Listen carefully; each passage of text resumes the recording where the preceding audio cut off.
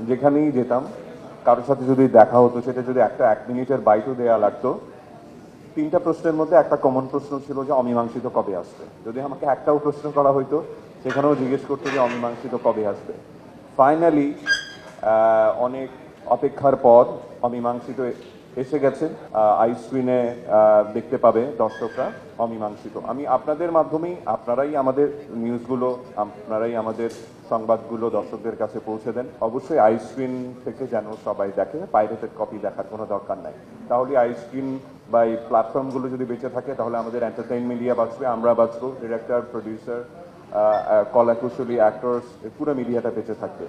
তো আমরা চেষ্টা করব যাতে পাইরেটেড কপি, ভালো ভার্সন না দেখে আমরা প্রপার ইমেজের, পারফেক্ট ইমেজের অরিজিনাল ভার্সন আইস্ক্রিন থেকে দেখি। একটা গল্প বা একটা কন্টেন্ট তখনই ভালো হয় যখন এটার সাথে ভালো স্ক্রিপ্ট রাইটার, ভালো ডায়লগ, ভালো ডিরেক্টর, ভালো আর্ট, ভালো কস্টিউম, ভালো সিনেমাটোগ্রাফার, সব কিছু মিলেই একটা ভালো কন্টেন্ট দাঁড়ায়। যখন আপনি আমার ভাবনা চিন্তার জায়গায় আপনি আমাকে বাধাগ্রস্ত করবেন, তখন যত ভালো চিন্তাই হোক না কেন, সব জায়গায় থেকেই কম্প্রোমাইজ করতে হয়। কম্প্রোমাইজ করতে করতে করতে করতে একটা সময় গিয়ে আসলে আর কিছু করার থাকে না।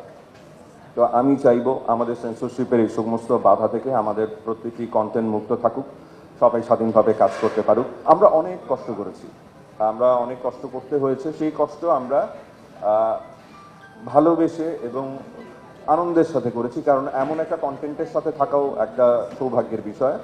আর আমি সবসময় যেটা বলি, রাফি যে কাজটা করে, যেটা স্ক্রিপ্টে থাকে, তার বাইরে গিয়েও ও বিভিন্ন সিকোয়েন্সে কারণ কিছু ম্যাজিক্যাল মোমেন্ট তৈরি করে ফেলে, যেটা বিয়ন্ড এক্সপেকটেশন।